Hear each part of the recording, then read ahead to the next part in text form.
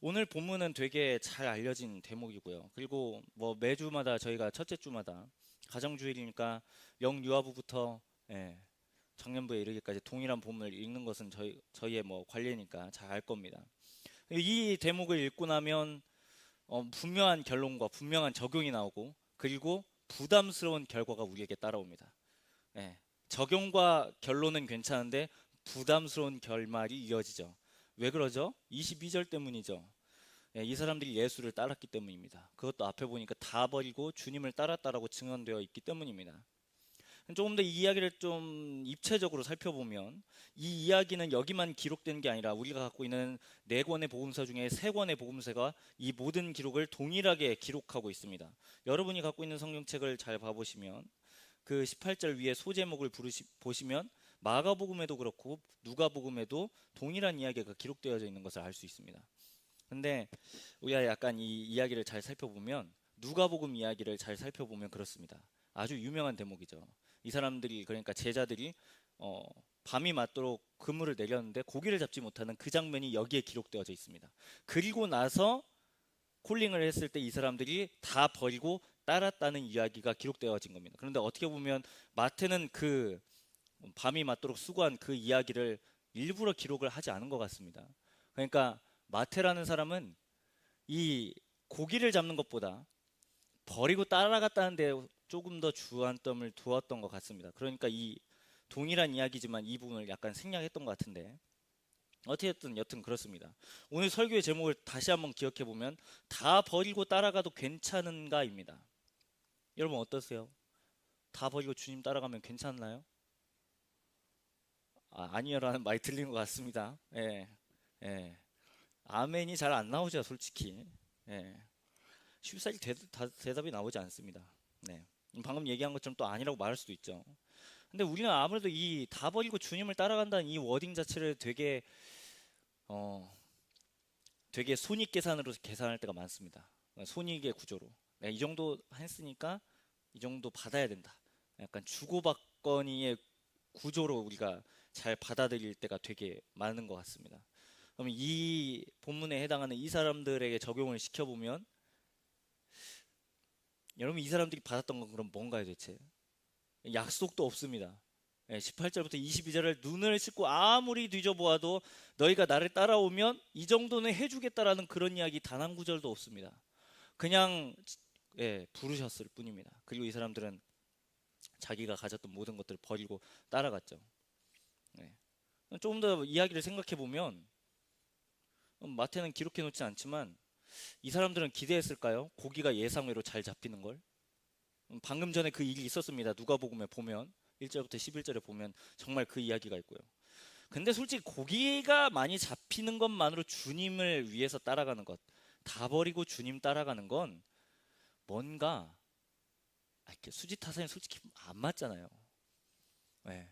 배를 버리고 그물을 버리는 것 정도가 고기를 많이 잡는 것하고 이게 비견되리라고는 우리가 솔직히 상상할 수 없습니다. 그럼 우리는 분명히 한 가지의 질문이 있어요. 왜 이 사람들은 예수 그리스도를 따라갔을까 있는 겁니다. 예. 앞에 말씀드린 것처럼 뭐 복의 목록이나 뭐 갑자기 지위가 올라간다든지 뭐 눈에 보이는 그런 것들은 전혀 보장되어 있지 않습니다. 그냥 따르라고 했고 따랐을 뿐입니다. 이게 세상의 관점으로 보면 이 18절부터 22절 말씀은 되게 어리석은 이야기입니다. 예. 내 걸 버리고 남의 걸 따라가는 걸 보면 되게 어리석죠, 솔직히. 예. 그럼 당장 이 사람들 내일 생계 어떻게 해야 됩니까? 내일 어떻게 먹고 살아야 돼요? 예. 이 먹고 사는 문제는 추상적인 문제가 아니라 되게 실제적인 문제입니다. 당장 여러분 잘 다니고 있는 직장 그만두시고 주님만을 위해서 헌신하세요.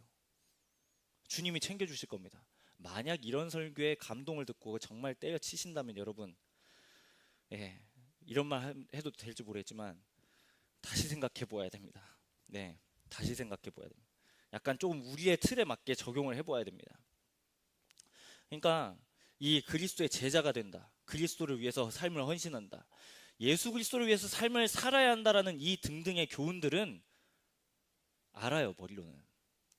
근데 그 적용의 시기는 저 먼 훗날입니다. 지금은 아니에요. 그건 확연하게 알 수 있을 것 같아요. 지금은 아닙니다. 먼 훗날이에요. 예. 근데 잘 생각해 보겠습니다. 이게 어느 정도 내가 좀 자리를 잡으면 노력의 부산물로서 내가 그리스도를 따르겠다는 위대한 결단을 하는 것 정도로만 우리가 이 구절을 이해하고 받아들일 때가 종종 있습니다. 세상을 잘 생각해 볼게요. 세상은 우리의 삶을 만족하게 한다고 말해줍니다. 이런 것 정도는 해야 만족한다고 하고, 이 정도는 누려야 삶을 행복하다고 평가한다고 말합니다. 근데 세상이 제시하는 수많은 방법들을 잘 생각해 보면 오히려 행복하게 만든다고 하는데, 어느덧 세상이 원하는 방식을 따라가다 보면 되게 결핍된 상태로 되어지고 부족되는 상태가 됩니다. 그러니까 우리가 이 6, 7월 달에 지금 그 설교의 주제처럼 나를 갈아 넣어야 자꾸 행복해요. 나를 소진해야 기브 앤 테이크가 정확하게 이루어지죠. 세상이 원하는 방식대로. 그리고 그걸 행복이라고 말하는 거죠. 이렇게 살다 보면 때론 우리가 이렇게 내 인생을 그렇게 평가합니다. 나는 도대체 왜 여기에 있고, 나는 뭐하러 이렇게 지금까지 일을 하며, 나는 왜 대체 이렇게 소진되고 있는가를 나 스스로 인생을 평가합니다. 그런데 성경에서 말하는 복음은 정반대로 우리에게 다른 방법을 제시합니다.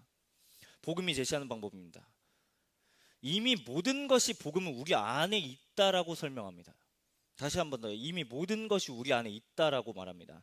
다른 말로 성경의 표현대로 한다면 이미 그리스도 안에 우리가 있기 때문에 우리는 무언가를 더 하면 되게 우리를 스스로 뿌듯해합니다. 만족하죠. 반대로 적용해 보면 우리는 더하지 못할 때, 내가 성취를 이뤄내지 못하면 거기서 오는 불안감들이 분명히 있습니다.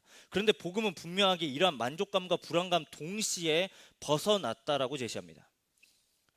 만족감이나 불안감에서 동시에 벗어났다고요. 무언가를 더 했을 때 따라오는 만족감이라든지, 내가 더 이뤄내지 못하는 수만 가지의 일들을 통해서 내 자신을 바라볼 때 오는 불안감을 벗어났다라고 성경은 말합니다. 이것을 알기 시작하면 이제 우리의 인생은 변화되기 시작합니다. 방향을 바꾸기 시작하는 거죠. 가장 결정적인 변화를 예를 들어 볼게요. 나를 만족하게 하려는 노력으로부터 되게 이제 힘을 빼기 시작합니다.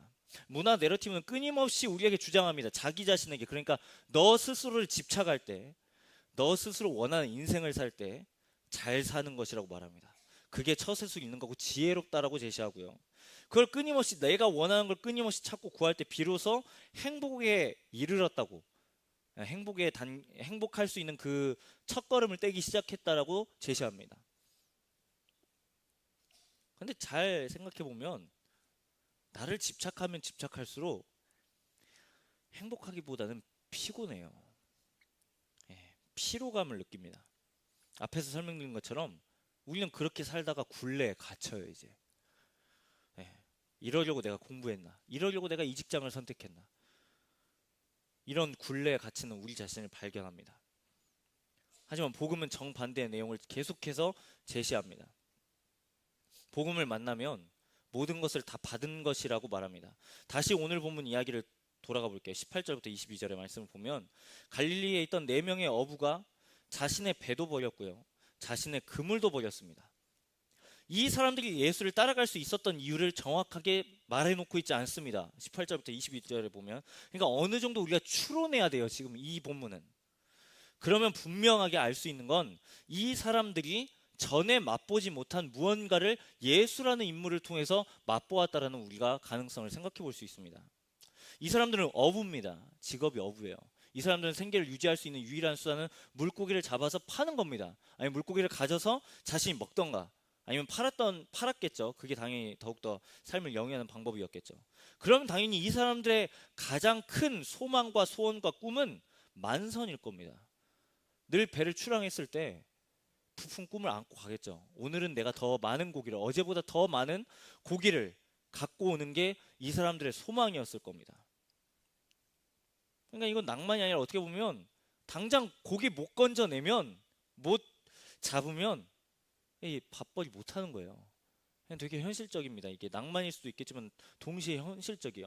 그러니까 이 사람들에게 대입해 보면 고기가 적으면 적을수록 불안할 거고요, 불행하다고 여길 거고, 되게 자신의 삶을 되게 비관할 수 있는 가능성도 있을 겁니다.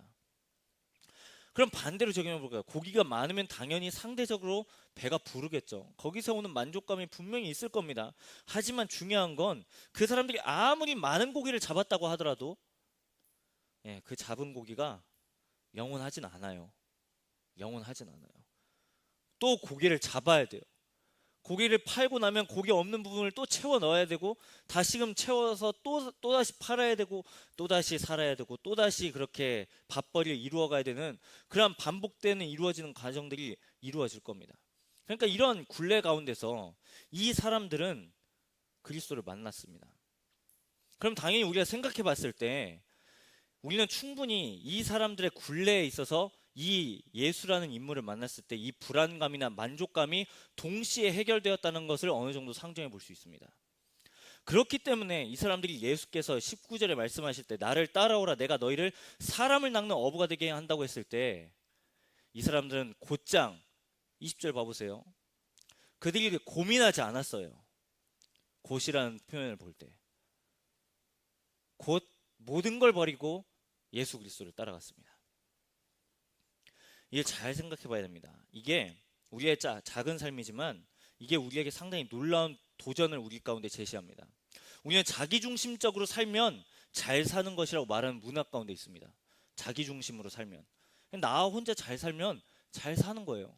공동체가 아무리 망해도 나라가 아무리 기울어도 나 혼자 밥벌이하고 어느 정도 내 입에 풀칠하고 어느 정도 누릴 수 있으면 행복하는 거라고 말하는 시대 가운데 살고 있습니다. 그리고 이렇게 사는 게 마땅하다고 이 문화는 제시해요. 근데 잘 생각해 보세요. 우리에게 가장 큰 만족과 행복이 언제 오냐면 내가 생각하는 나의 삶이 내가 생각하는 이 선보다 훨씬 더 높은 선의 기준에 미칠 때 내 목적이 내가 생각하는 인생의 목적보다 훨씬 더 높은 목적을 내가 그걸 하고 있을 때 우리는 행복하다라고 우리가 말합니다. 이 사람들은 지금 안 겁니다. 만선이라는 꿈을 갖고 있고요. 계속해서 굴레적인 삶을 살고 있습니다. 또 지나면 고기를 잡아야 되고 고기를 팔아야 되고 그렇게 밥벌이를 이루어내야 됩니다. 만약에 주님을 안 만났다면 이 사람들은 그렇게 그럭저럭 살다가 그냥 끝나버린 인생이에요.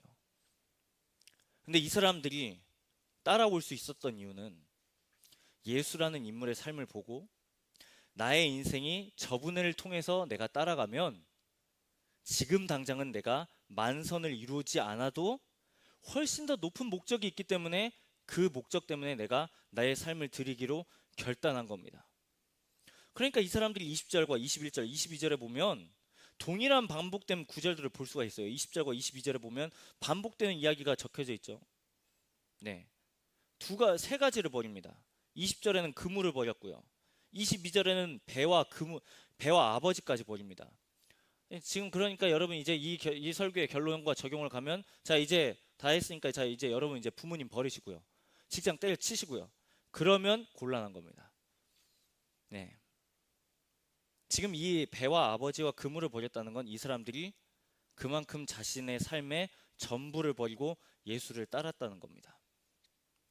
우리가 말씀의 제목도 그렇지만 우리는 늘 그렇습니다. 이러한 도전이 오면 저는 아직 주님을 따라가기 부족합니다. 아직 저는 뭘 많이 이루지 못했어요. 저는 아직 뭔가를 다 이뤄내지 못했습니다. 주님. 아직 할 수 없어요. 이렇게 말하고 우리는 주님의 콜링에 대해서 깔끔하게 정리합니다. 아직 저는 아닙니다, 주님. 그런데 여러분 잘 봐보세요. 이 어부들도 부르심에 합당한 준비가 전혀 안 돼 있었습니다. 그냥 예수 그리스도가 오라고 했을 때 그냥 간 거였습니다. 그러니까 예수님께서는 어떻게 보면 준비된 사람들을 물론 부르시는 것도 맞습니다만 우리가 잘 생각해 보면 우리가 수만 가지의 핑계를 대잖아요. 저는 이래서 안 되고요. 저는 이래서 안 되고요. 주님 저는 이래서 안 돼요. 근데 예수님께서는 계속해서 우리에게 도전하죠. 예수를 자신을 따라오라고. 우리는 약간 여기서 예리한 구별점을 가져야 됩니다. 주님을 따르는 건 종교 생활을 신실하게 하는 게 아닙니다, 여러분. 주님을 따르는 건 1년 동안 52주 동안 이 2시 예배를 와서 한 번도 결석하지 않고 물론 그런 형태로 나타날 수 있겠습니다만 꼭 그거에만 방점을 찍지 않습니다. 예수를 따라가는 삶은 여러분 오늘만 따라가는 건 아니잖아요. 솔직히 내일 안 따라갈 거예요? 화요일 안 따라가나요? 수요일은요? 목요일은요? 금요일은요? 토요일은요? 그냥 주님을 따르라는 이 요청은요, 예배당에 나와서 2시 예배 잘 드려라, 사역팀 인원이 별로 없으니까 사역해라, 또 교회에서 원하는 요청되는 섬김이 있으니까 그걸 감당해라, 그거에 방점이 있는 게 아니에요. 여러분, 예수 그리스도를 따르라는 요청은요, 우리의 생각과 우리의 마음을 드리는 겁니다. 이전까지 지금 이 사람들이 살았던, 지금 잘 보세요, 어부들도 이 사람들 역시 문화 내러티브 안에서, 그 안에서 자신의 삶을 평가하고 해석하고 그렇게 행복을 쫓아 살았지만 더 큰 목적과 더 큰 소명을 발견한 거죠. 내가 가장 크게 여기는 가장 큰 목적, 그리고 나를 살리시는 이분을 따라가면 나에게 참 만족이 있겠구나라는 걸 생각하고 드디어 이 사람들이 따라가기 시작한 겁니다. 그렇다면 우리에게도 동일한 요청이 있는 겁니다. 그럼 여러분들은 누구를 따라갈 겁니까? 누구를 따라가실래요? 세상인가요? 아니면 우리에게 참 만족과 생명을 주시는 예수 그리스도인가요?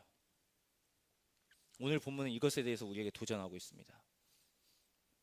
여러분의 삶은 또다시 일주일을 살면서 예수 그리스도를 따르는 삶으로 아마 도전될 겁니다.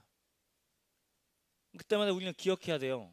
이 사람들은 준비되어서 그렇게, 그러니까 믿음에 어느 정도 분량이 차서 이런 삶을 살아낸 게 아니고요, 가장 낮고 가장 천하고 그리고 하루 밥벌이 하기에도 바쁜 이 사람들을 불러내시고 19절의 말씀처럼 사람을 낚는 어부가 되게 하셨다는 겁니다. 그러니까 지금 이 도전을 듣고 자 당장 전도하세요, 이게 아니라 1차적으로 우리가 버리는 걸 먼저 우리에게 도전을 하시는 겁니다. 그 다음에 있는 우리의 도전은 바로 주님을 따라가게 되면 반드시 우리의 삶은 주님을 닮게 되어 있다는 거예요. 그렇기 때문에 우리에게 필요한 적용과 결론과 도전은 과연 우리가 누구를 따라가는가입니다. 여러분은 이번 한 주 살면서, 그리고 이제 하반기를 시작하는 오늘부터 누구를 따라가기로 결단하시나요? 세상인가요? 아니면 여러분이 그렇게 안에서 해석하는 행복의 조건들인가요? 여전히 문화 내러티브 안에서 제시하는 수만 가지의 조건인가요? 우리가 주님을 따라가기를 소망하고 이 주님을 따라갈 때 반드시 복음서의 이야기는, 그 결론은 우리의 참 생명이 있다라고 적용하시고 계십니다. 우리 디모데가 이번 하반기를 살아가면서 주님을 따라갔다고, 내가 여전히 많은 것들이 어렵지만, 많은 것들이 풀리지 않았지만 나의 삶의 가장 큰 목적이 바로 예수 그리스도를 따라가는 것임을 알고 내가 따라갔다라고 말하는 우리가 되기를 간절히 소망합니다. 다 함께 기도하겠습니다. 사랑과 은혜가 풍성하신 아버지 하나님, 오늘 우리에게 주신 말씀 마태복음 4장 18절에서 22절의 말씀을 통해 우리가 주님을 따라가는 것에 대해서 다시금 들었습니다. 세상이 제시하는 방법은 다 버리고 따라가면, 다 버렸기 때문에 따라가는 건 괜찮지 않습니다. 무언가 하나라도 챙겨야 괜찮은 삶이고, 무언가 하나라도 있어야, 보장받아야 괜찮다고 주장합니다. 오늘 우리에게 제시하는 그 복음의 방법은 우리에게 가장 큰 것을 주셨습니다. 이 사람들이 아직 십자가의 현장을 만나지 않았음에도 불구하고 자신의 삶을 드렸던 것처럼 우리는 예수 그리스도께서 우리를 위해서 행하신 일이 어떤 일인지를 기억합니다. 우리에게 생명 주신 일 때문에 내가 기꺼이 나의 삶을 드리기로 결단합니다. 주중의 삶에서 또 주일 이 하루를 하나님께 드리면서 나의 삶이 주님 안에 있다고, 주님께 속해 있다고 말하는 저희 모두가 되게 하여 주옵소서. 그래서 오늘 이들이 모든 것을 버리고 예수 그리스도를 따랐던 것처럼, 그리고 그 끝에는 생명이 있었던 것처럼 우리 역시 주님을 따라갈 때에 우리의 생명 주신 주님 앞에 나의 모든 것을 드리는 그러한 결단이 있게 하여 주옵소서. 감사드리며 이 모든 것 예수님의 이름으로 기도드립니다. 아멘.